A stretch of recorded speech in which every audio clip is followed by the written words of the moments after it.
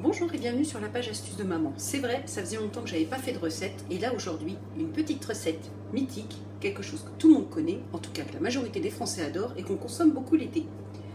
Des cuisses de grenouille.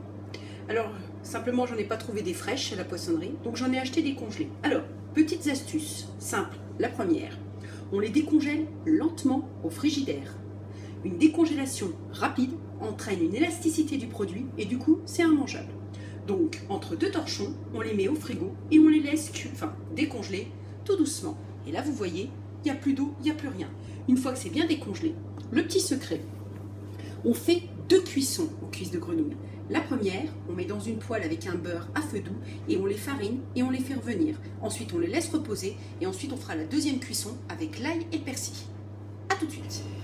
La majorité des gens laissent la cuisse de grenouille intacte pour la faire cuire. Non, en vérité, il faut couper cette partie-ci. Voilà, là nous avons des jolies cuisses de grenouille impeccables. Donc ensuite nous les mettons dans un plat et nous les farinons. On fait ça avec toutes les cuisses de grenouille. On prend, on coupe. Déjà, c'est plus propre et c'est meilleur à la dégustation. Donc on fait ça avec l'intégralité des cuisses de grenouille. Voilà, je vous retrouve ensuite pour fariner. Une fois donc la partie du haut coupée proprement, on rajoute peu de farine.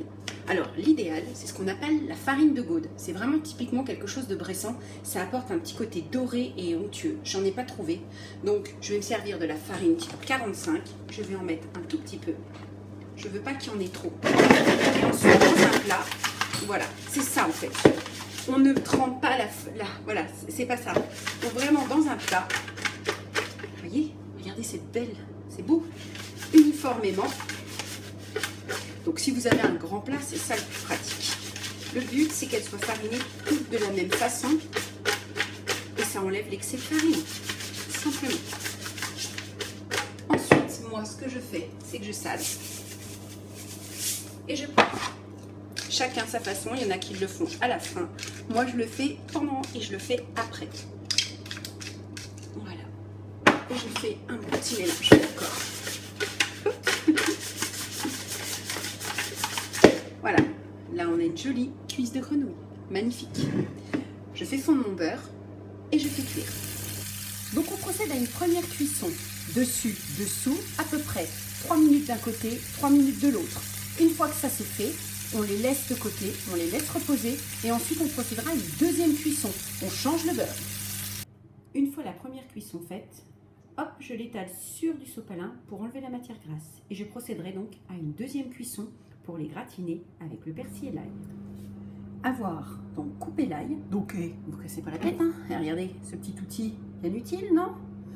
Donc j'ai haché mon ail, ensuite j'ai été chercher du persil dans le jardin que je vais hacher finement, je vais le mélanger à mon ail. J'ai rajouté une petite cuillère de citron, comme ça donne un petit peu d'acidité et surtout ça évite que l'ail va noircir un petit peu.